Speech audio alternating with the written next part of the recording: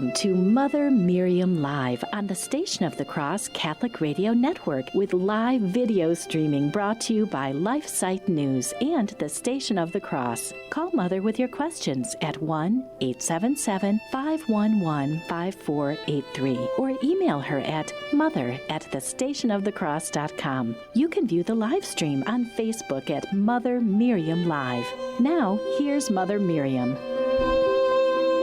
Good morning, beloved. I pray that you're well and that you had a wonderful Labor Day. I know many of you had a three-day weekend, which is really wonderful. The children are back to school, and many schools started again this season, this past month of August. But I hope you're well, dear ones, and trusting in God and knowing how much He loves you. He does. And I'm with you live today. You'll be able to call in with your questions, your text, emails, anything that's on your heart. We began yesterday in our pre-recorded program for Labor Day, the Pope Leo XIII's encyclical on labor, and for Labor Day, and I find it really wonderful. Let me see now where we left off. I'm not quite sure. I'll start here. He says, in addition to injustice, it is only too evident what an upset and disturbance there would be in all cases, and to know, let me just see something. We're talking about the slavery of citizens. Let me just see something here. I'm sorry. I didn't keep a note on where we were. I need to look for it. I think I'm okay. I think we're okay. Let's just see the page before. I've got to pick up on where we were. So let me backtrack one here. Pope Leo says the contention that the civil government should, at its option, intrude into and exercise intimate control over the family and the household is a great and pernicious error. The family and the household, we forget that, beloved. You know, we set up institutions to help us, to protect us, and then we forget why they're there, and we let them control us. And they lose sight of why they're there. They don't even want to know why they're there, and just assume to control us. It's not what God set up. It's not how any government was set up to begin with. Pope Leo says that if a family finds itself in exceeding distress, utterly deprived of the counsel of friends, and without any prospect of extricating itself, it is right that extreme necessity be met by public aid, since each family is a part of the Commonwealth. In like manner, if within the precincts of the household there occur grave disturbance of mutual rights, public authority should intervene to force each party to yield to the other its proper due. See, it's for justice. Our government intrudes with injustice. The government is there for justice, for protection, to uphold the family. This is not to deprive citizens of their rights, but justly and properly to safeguard and strengthen them. But the rulers of the Commonwealth must go no further here. Nature bids them stop.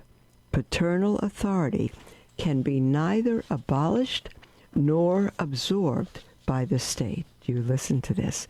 We've just finished talking about the evil of sending your children to public school. Hold on one moment. Okay, we're good.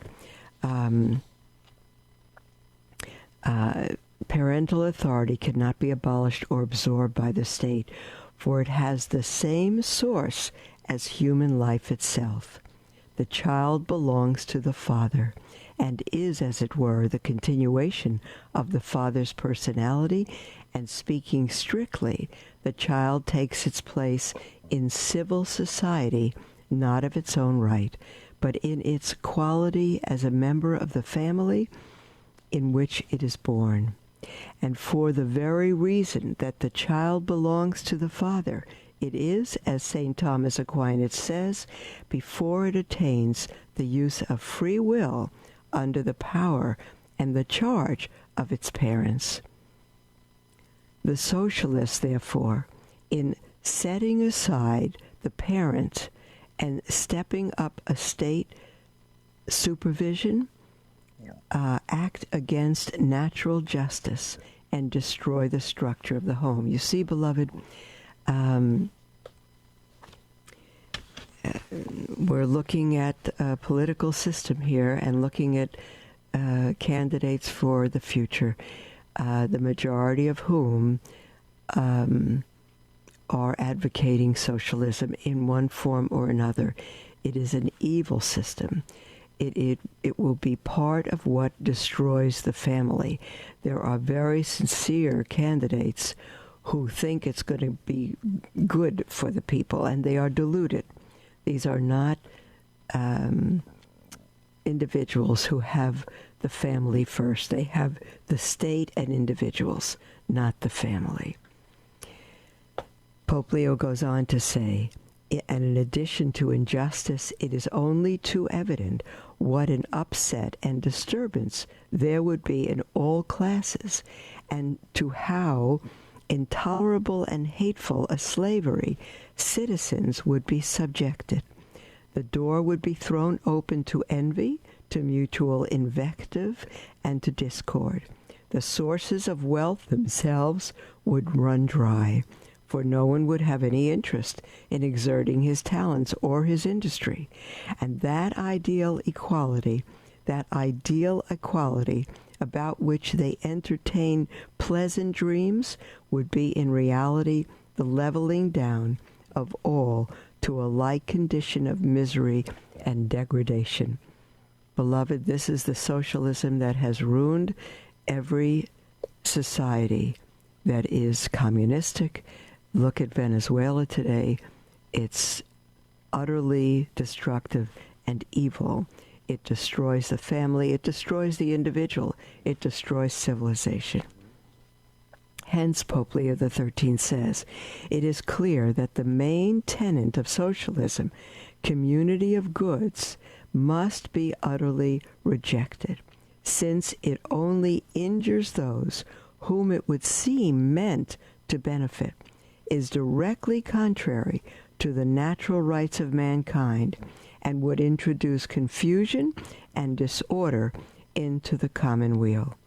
The first and most fundamental principle, therefore, if one would undertake to alleviate the condition of the masses, must be the inviolability of private property. We must have private property. We must have entrepreneurship, private business. We must, beloved. This being established, we proceed to show where the remedy sought for must be found. We approach the subject with confidence, and in the exercise of the rights which manifestly appertain to us, manifestly appertain to us, that is a capital U. The Holy Father is speaking of himself. For no practical solution of this question will be found apart from the intervention of religion and of the Church. It is we, capital W, the Holy Father, the Magisterium. It is we who are the chief guardian of religion and the chief dispenser of what pertains to the Church.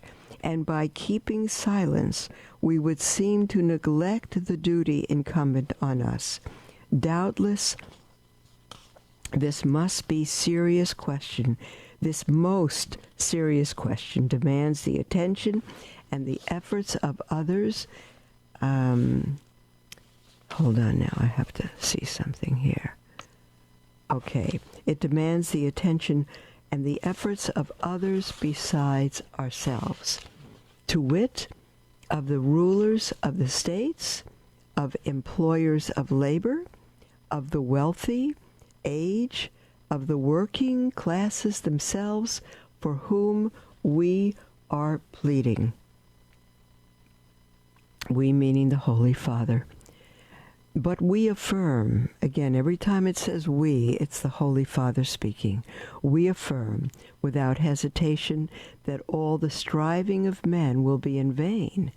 It will be vain if they leave out the Church. It is the Church that insists on the authority of the gospel, upon those teachings whereby the conflict can be brought to an end, or rendered at least far less bitter.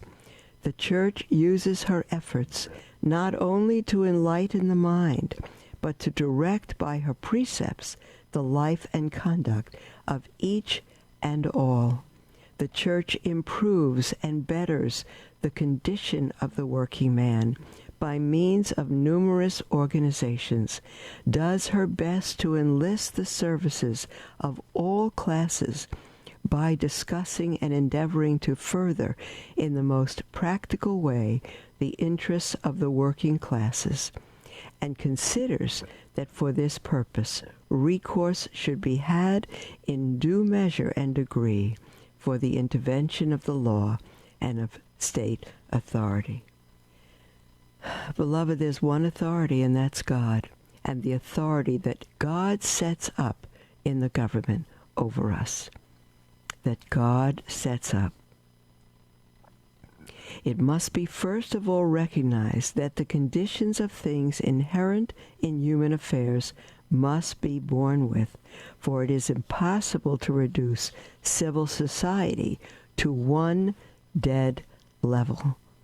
Socialists may in that intent do their utmost, but all striving against nature is in vain. There naturally exists among mankind manifold differences of the most important kind. People differ in capacity and skill, health, strength, and unequal fortune is a necessary result of unequal condition. Such inequality is far from being disadvantageous, either to individuals or to the community. Social and public life can only be maintained by means of curious kinds of capacity for business and the playing of many parts, and each man, as a rule, chooses the part which suits his own peculiar domestic conditions. As regards bodily labor, even had man never fallen from the state of innocence, he would not have remained wholly idle. But that which would have then been his free choice and his delight become afterwards compulsory, and the painful expiation for his disobedience.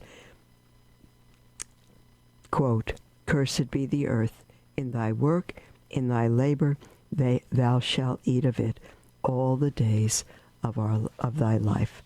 That is the curse, beloved. It does not stop us from being individuals made in the image of God and worthy of respect, with great dignity, and for us to have the freedom of the sons of God.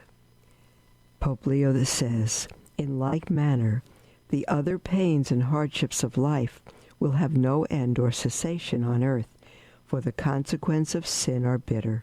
The consequences of sin are bitter and hard to bear, and they must accompany man so long They must accompany man so long as life lasts. To suffer and to endure, therefore, is the lot of humanity. Let them strive as they may. No strength and no artifice will ever succeed in banishing from human life the ills and troubles which beset it. If any there are who pretend differently, who hold out to a hard-pressed people the boon of freedom from pain and trouble, no such thing, beloved, and undisturbed repose and constant enjoyment, it's not real. They delude the people and impose upon them, and their lying promises will only one day bring forth evils worse than the present. You see, that is becoming the face of socialism today. Free healthcare for all, free college for all, free this for all, free this for... It's going to bring forth evils worse than the present evil. Nothing is more useful than to look upon the world as it really is, and at the same time to seek elsewhere, as we, the Holy Father, as we have said, for the solace to its troubles. The great mistake made in regard to the matter now under consideration is to take up with the notion that class is naturally hostile to class, and that the wealthy and the working men are intended by nature to live in mutual conflict. That is not so, beloved. That is not so. That's why they wish a classless society, a society without class distinction. The poor, the rich, the middle class, they don't want that. There is no reason for classes to be in contact. There is no reason for that. Each class is to serve the other and live in accordance with what God has given them. And Pope Leo XIII says, so irrational and so false is this view that the direct contrary is truth. The very contrary is truth. Just as the symmetry of the human frame is the result of the suitable arrangement of the different parts of the body, so in a state, capital S, in a state, is it ordained by nature that these two classes should dwell in harmony and agreement so as to maintain the balance of the body politic. Each needs the other. Capital cannot do without labor, nor labor without capital. Mutual agreement results in the beauty of good order, while perpetual conflict necessarily produces confusion and savage barbarity. Now, in preventing such strife as this, and in uprooting it, the efficacy of Christian institutions is marvelous and manifold. First of all, there is no intermediary more powerful than religion, whereof the Church is the interpreter and guardian. In drawing the rich and the working class together, by reminding each of its duties to the other, and especially of the obligations of justice. Beloved, that's God's design. Of these duties, Pope Leo XIII said, the following bind the proletarian and the worker, fully and faithfully to perform the work which has been freely and equitably agreed upon, never to injure the property, nor to outrage the person of an employer, never to resort to violence in defending their own cause, nor to engage in riot or disorder, and to have nothing to do with men of evil principles, who work upon the people with artful promises of great results and excite foolish hopes which usually end in useless regrets and grievous loss. The following duties bind the wealthy owner and the employer. Now listen to this, beloved. This sounds archaic. Very few people are probably going to say that's archaic. This is no longer the case. Well, is it archaic? It's as archaic as God is. God is ever present, ever new. Not new. God is not ever new. He's ever the same. But his truth is not ever new. It also perdures through time. Nothing changes. God is the same yesterday, today, and forever. We may apply a truth, adopt things in different ways, but it has to be applying truth. The adaptation cannot be to change truth. And so the following duties bind the wealthy owner and the employer, today as in yesteryear, beloved, not to look upon their work together as their bondsmen, but to respect in every man his dignity as a person, ennobled by Christian character. If you're an employee and you went to work and treated your employees with that sort of perspective and respect, your business would boom.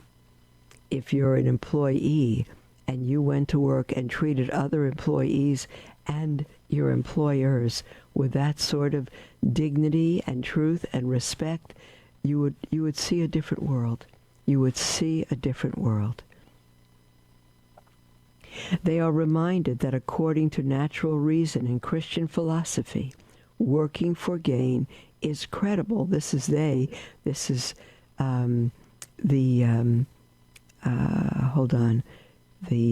employer and the employee, the rich and the poor.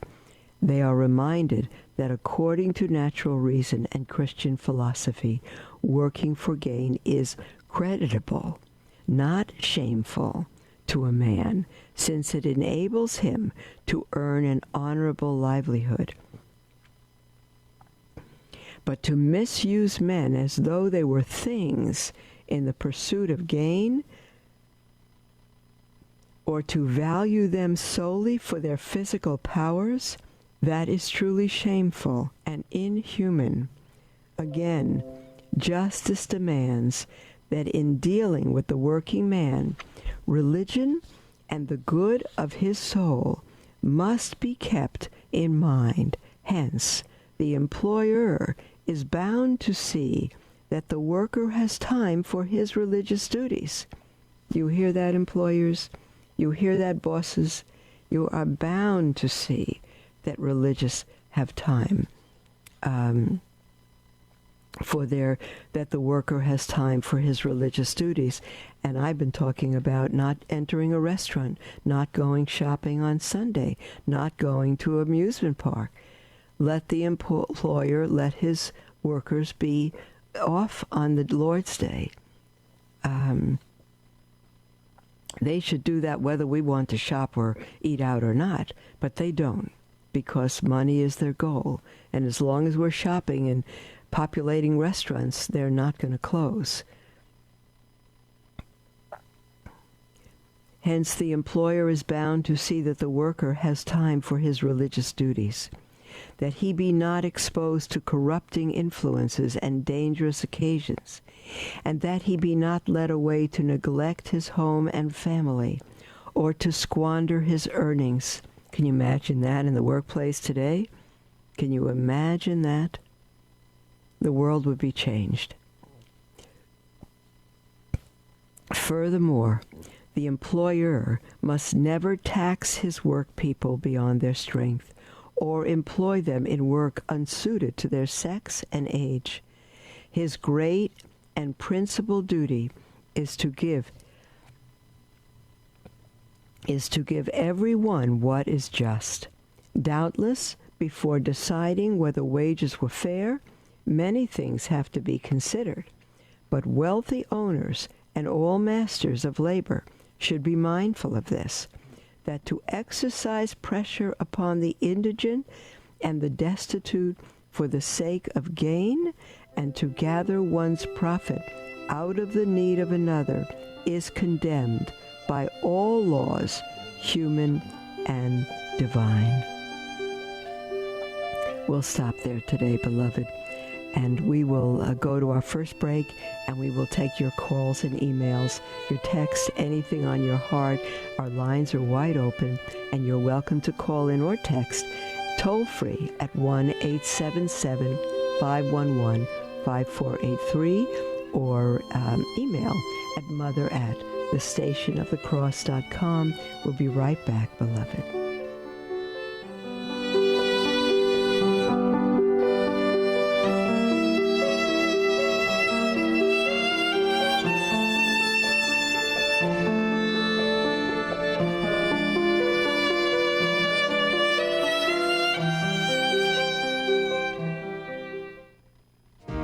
One of the simplest and most powerful ways to promote Catholic radio is by displaying a Catholic radio bumper magnet on your vehicle.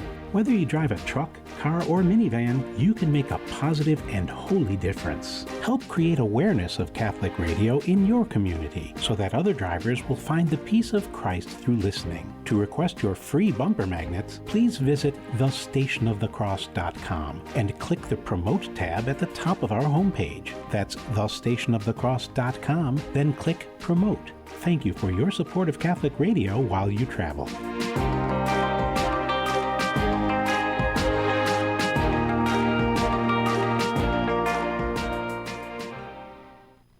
LifeSite News is an international news agency devoted to defending life and family and restoring Christian culture. We aim to educate and activate our readers with the information they need to fight the most crucial battles of our day, in their churches, workplaces, and families. Our motto is Caritas in Veritate, love in truth. We firmly believe that promoting the truth is an act of love, however hard it is to hear. Over the last 20 years, we have built a reputation for uncompromising reporting, no matter the cost. LifeSite News is by far the most popular pro-life website on the internet, with over 40 million unique users every year, and growing. Check us out at lifesitenews.com.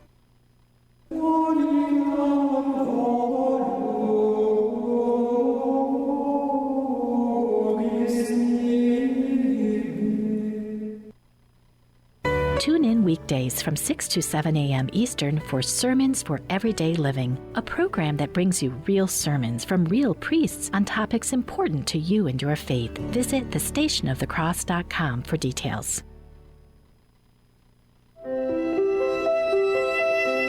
Welcome to Mother Miriam Live on the Station of the Cross Catholic Radio Network, with live video streaming brought to you by LifeSite News and the Station of the Cross. Call Mother with your questions at 1-877-511-5483 or email her at mother@thestationofthecross.com. Welcome back, beloved, to Mother Miriam Live. It's good to be with you, and we have an entire half hour together to take your calls, your questions, and I'll give you the number once again. It's toll-free at 1-877-511-5483, or you can email it mother@thestationofthecross.com. We're going to take our first email from Katrina, who writes, Dear Mother Miriam, I am a Catholic mother living near Sydney, Australia, 100 kilometers from Sydney. My firstborn son is due to go to school next year. I have been so stressed about the decision, as I do not want his innocence corrupted. I was considering homeschooling for some time, but I have chronic fatigue, hormonal issues, and 3 kids under 5. I have my kids full-time with no help. My husband helps when he can, but he is at work. I was considering the local Catholic school or the local Christian school. I'm going in circles trying to decide which one and cannot get peace about my decision. My husband is getting very frustrated with me. Well, something's very wrong right there for your husband to get frustrated with you.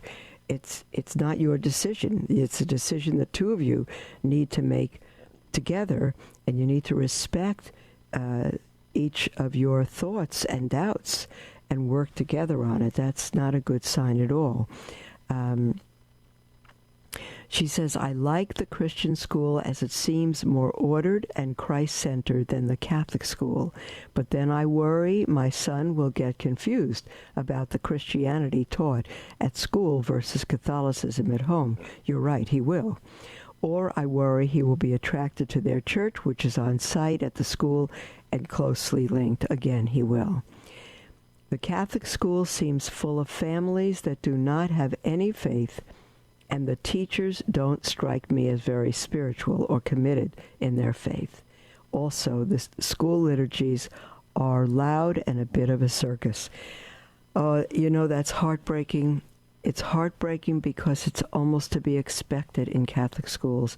It is so utterly, utterly tragic. They shouldn't even have the name of Catholic. How awful. I'm so sorry for that. She says, do you have any advice for me? I really have been very anxious and indecisive about what to do. I know of 4 very good private schools in our state, run by good Catholic families, that I would love to send my child to, but they are far away and would require us to move quite a distance. God bless.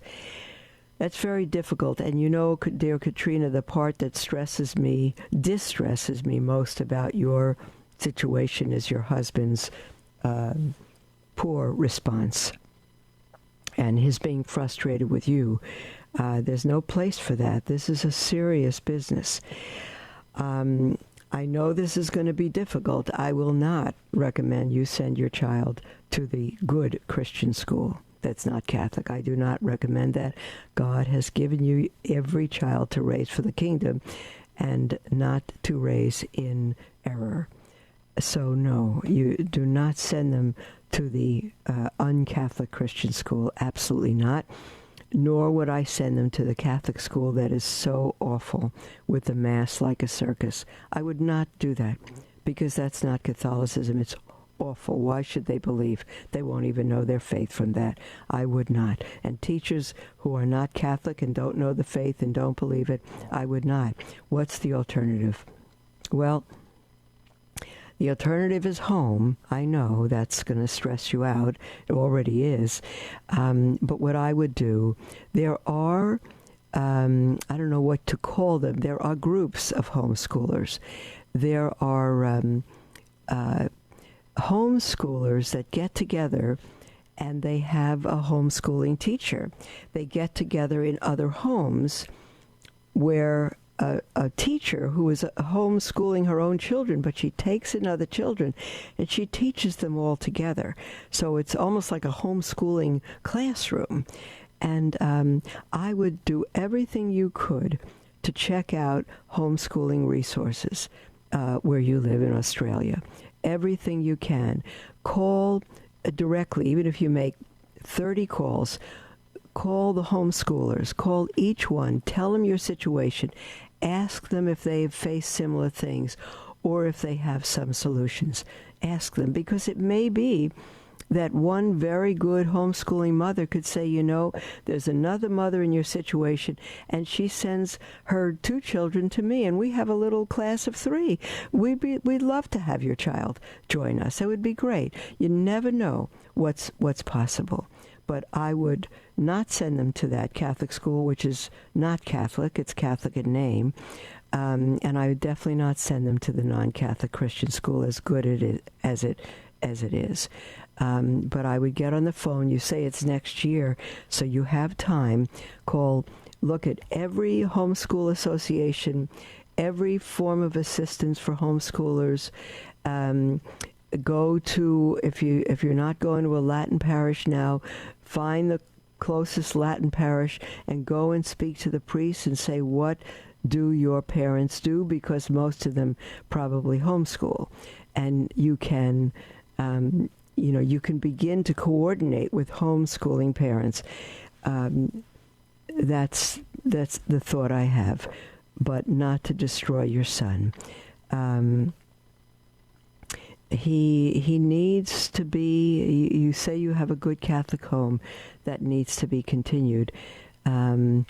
Even if he helps you or she, the 5-year-old, I don't know if it's a boy or girl, with your children and house cleaning during the day and does schoolwork at night when your husband's home, whatever it is, it can be worked out. Okay.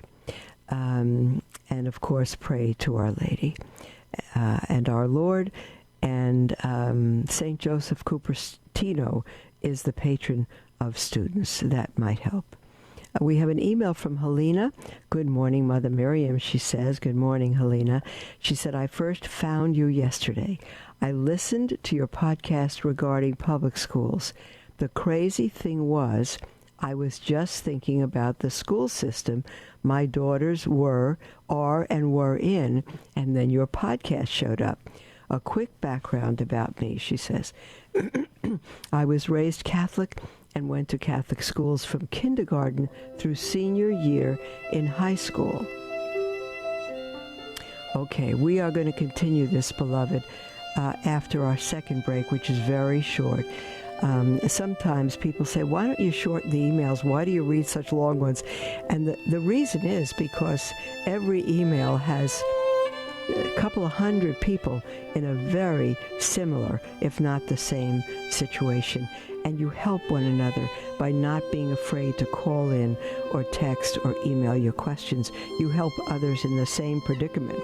So call in now if you wish. Lines are wide open. Toll free 1-877-511-5483 or email at mother@thestationofthecross.com. We'll be right back.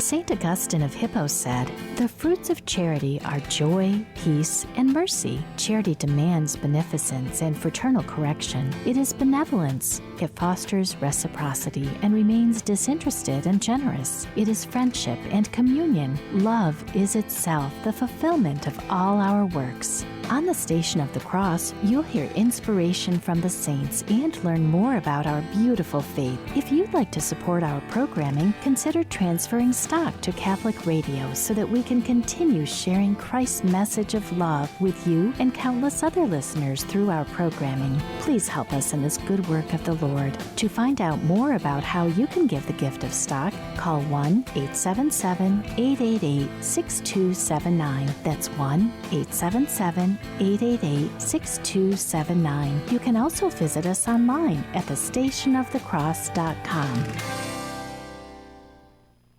Are you having a hard time keeping up with all that's going on these days in the Vatican? Did you know that LifeSite puts out a monthly print news magazine in beautiful full color? Our magazine, Faithful Insight, gives you all the most important coverage from Rome and lets you read it away from the computer, phone, or tablet. It summarizes dozens of new happenings down to the essentials, but provides full analysis on all the most important developments. Faithful Insight brings you the coverage of the Vatican that you know and expect from LifeSite in a different form.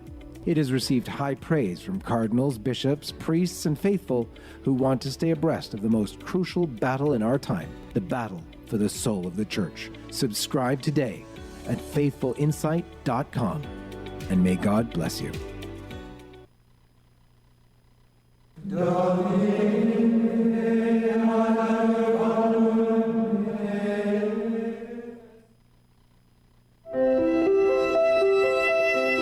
Welcome to Mother Miriam Live on the Station of the Cross Catholic Radio Network with live video streaming brought to you by LifeSite News and the Station of the Cross. Call Mother with your questions at 1-877-511-5483 or email her at mother@thestationofthecross.com. Welcome back, beloved, to Mother Miriam Live, and we are at the last segment of our program, but we have a good 15 minutes together, and You are welcome to call in or text or email with anything on your heart. It never needs to be what we are speaking about, but what's on your heart. Toll free, 1-877-511-5483, or email at mother@thestationofthecross.com. We were at the somewhat beginning of an email by Helena. And I'll read it from the beginning. She said, I first found you yesterday. I listened to your podcast regarding public schools. The crazy thing was I was just thinking about the school system my daughters are and were in, and then your podcast showed up. A quick background about me. I was raised Catholic and went to Catholic schools from kindergarten through senior year in high school. I then proceeded to go to Catholic college. Not necessarily because it was Catholic, but because it was conveniently located for me to go at night and work during the day. I will be honest with you in saying that I strongly disliked my Catholic school education. I felt most of the nuns teaching us were very cruel. I've had issues with the church on several occasions since then and have not attended Mass in a very long time. That being said, I am faithful and pray to God, our Mother Mary, and the angels. I believe very strongly in the power of prayer. Oh, my dear, I'm going to read your email before I comment. My husband and I are married for 31 years, and we have 2 daughters, ages 18 and 15. We work hard and waited to have them so we could purchase a home and save money so I would be able to stay at home with the girls, raise them, and be there for them. This is a decision I do not regret for a second and am grateful for. We have a very average middle-class life and feel we raise our girls to be moral, respectful people. We moved our girls from public elementary school to Catholic elementary school when they were in 6th and 3rd grades. We did this specifically because of the reasons you were discussing in your podcast about the public school system.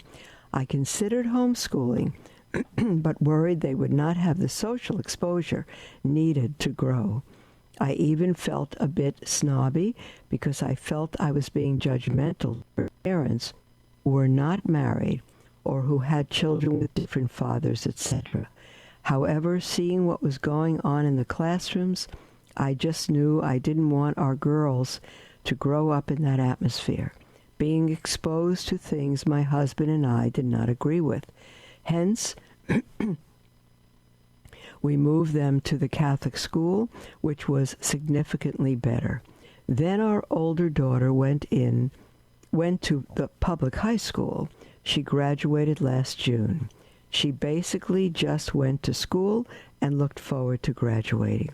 She had problems with some bullying during her 4 years and had no patience for the LGBTQ kids and club in the high school. She was really annoyed when they dedicated a bathroom to gender-neutral students. She knows from our teaching at home and our faith that gender-neutral is not a thing. It's such a fine line to draw on how to teach your children. We certainly don't want our kids to be judgmental or mean to others that are different from them. However, so much has gotten out of hand, especially in the schools. The public school system tiptoes around these kids, and everyone else has to embrace their lifestyle. Finally, my question. Our 15-year-old just started sophomore year. She was so shy in grammar school, and she has finally become more social and has made friends who honestly seem nice. I don't want to take that away from her. However, I fear that the system is feeding these kids. My husband says as long as we keep a strong family bond at home and keep talking to them about what is right and wrong, she will be fine. I am torn as to what to do. On top of that, add the violence in the American schools and the constant threat of school shootings. I just want to keep her home.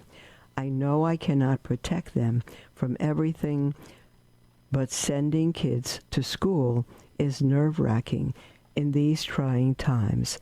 I purchased the book you suggested and can't wait to receive it in the mail. Well,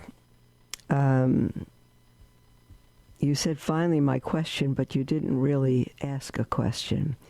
You're torn what to do about your 15-year-old. I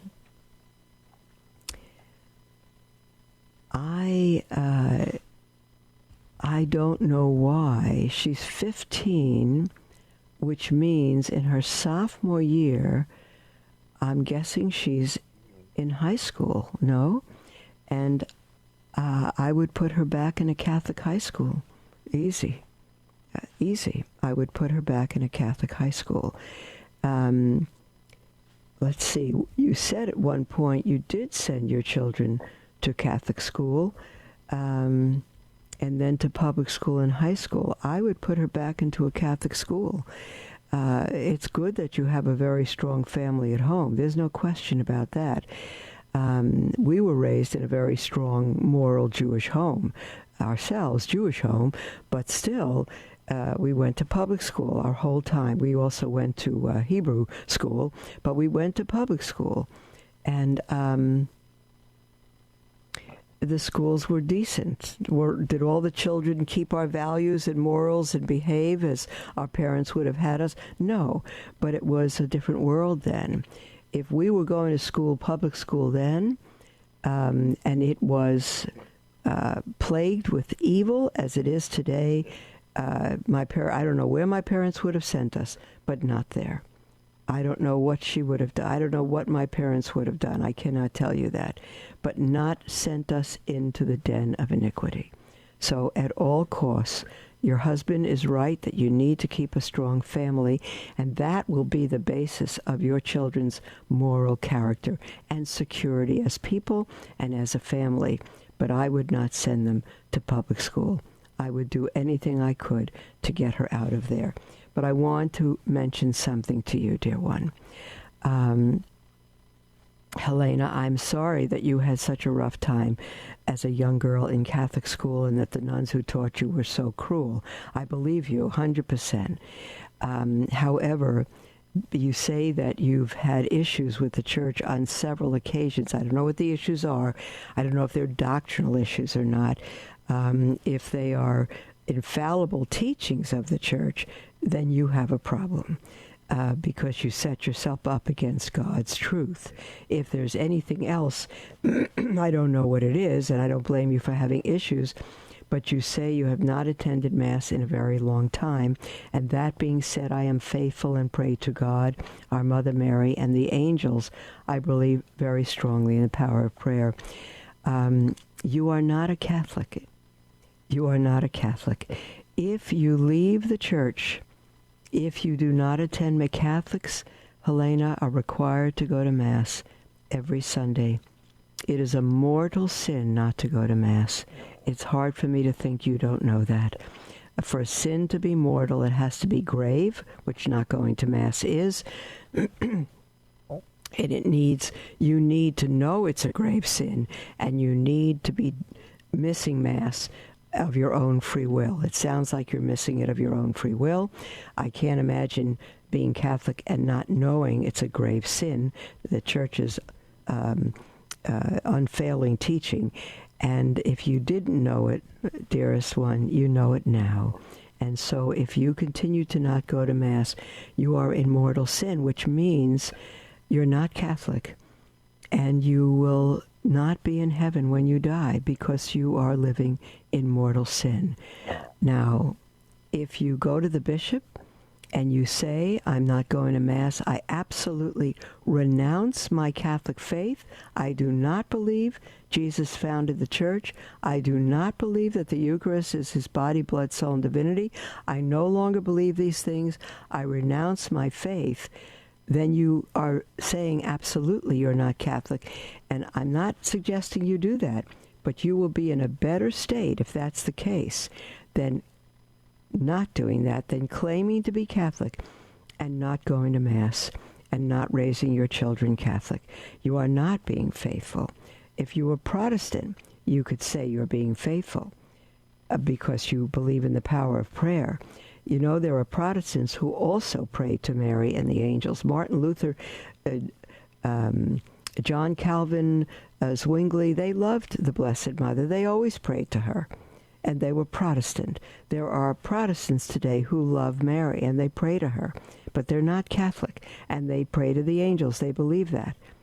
They believe in the power of prayer, but they don't claim to be Catholic. If you claim to be Catholic, you claim to be a part of the church our Lord founded, which he promised to lead into all truth till the end of time, and against which the gates of hell will not prevail. And if you singly decide to not go to Mass on Sunday, to not bring your family to Mass, you have turned from God. You are in mortal sin, and should you die, beloved, you are not in heaven. You are not in heaven. You are a Protestant in the Catholic Church, and you are not on the road to heaven. And I don't know if your husband is the same, but if he is also Catholic and not going to Mass, he's in the same situation as you are. If you've baptized your children Catholic and you're not taking them to Mass and you're not raising them in the Catholic faith, you are committing a crime. You are abusing your children and sending them to hell. I know that's strong language. You probably won't ever email me again, but that's the teaching of the church. So you need to know what the church is, and you need to either leave it or you need to be Catholic. But if you're going to be Catholic, you need to find out what the church is. You need to have a good, solid, sincere, deep confession, and let the priest restore you to the grace of God. Your husband also, and your children also. You say you're living an average middle-class life. We're not called to do that as Catholics, to live an average middle-class life. We're called to give our all to God and to the proclamation of his gospel, and live a fully Catholic life. If your finances are average middle class, there's nothing wrong with that. But for you to have waited in your marriage to have children until you had money to buy a home that you can homeschool them is against the Catholic faith. We must be open to life. So many, many things, Helena, are seriously wrong about what the life you've lived as a Catholic. If you were writing in as a Protestant, I would understand your every word. As a Catholic, you have been in serious sin on numerous counts, and you either just need to decide to stay Catholic and to go to confession and learn what the church is, or to leave the church. I don't want you to leave the church. If you get huffy and you get angry and you say, forget it, I'm not Catholic, then we'll find a different religion. Of course, you're free to do that, but you are leaving Christ. There's only one church he established. It's the Catholic Church. There's only one church in which he gives us his very body, blood, soul, and divinity. It is the Catholic Church. And if you leave it, you're in it. It's your home. You're in it by grace. If you leave it by your own rebellious and ignorant free will, God will let you go. God will let you go. And you might be one in Matthew chapter 7, who knocked on the door of heaven, and Jesus said, I never knew you. And you'll be absolutely shocked, and you'll say, "What, Lord, we raised a moral family. We raised 2 wonderful children. We kept the moral law. We prayed to Mary. We prayed to the angels. We did all this. What do you mean? We did good things." And he'll say, "Depart from me, I never knew you." Because you're doing your own thing outside of the church he established.